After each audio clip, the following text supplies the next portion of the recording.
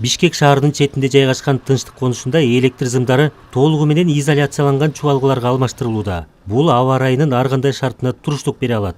Электр зымдарынын эскилиги жетип калганына байланыштуу жаңы сип проводун алмаштырып жатабыз. Бул сип проводу 4 жыла, ар бир жыласы 70 квадрат, сечениясы 70 квадраттан.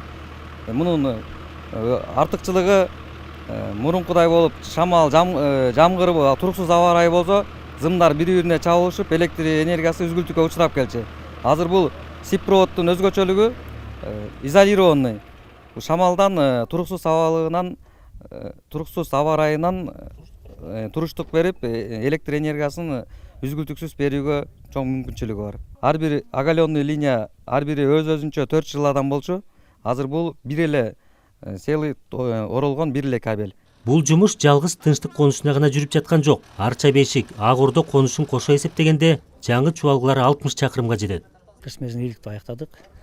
Анан сразу март ай жаз келери менен эле ошо кийинки кышкы даярдыгыбызды баштадык да.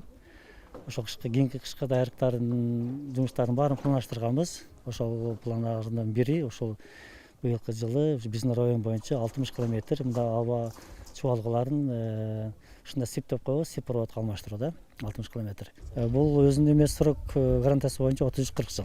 Эскиси максимум 20-25 жылга. Ал эми эксплуатацияга карап, көбүрөөк батырак иштеген окшон болсо батырак иштенип калчу да.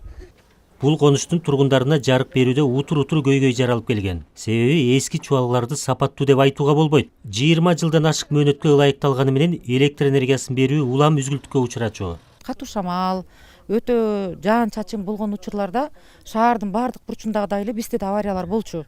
Аны өзүңүздөр байкагандай, биз шаардан алысыраак болчу геолокация боюнча.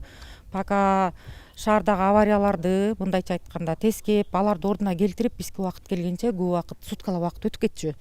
Элдер мисалы жарым суткалап, бир күндөп электр жарыгы жок отуруп калган күндөр болуп аткан.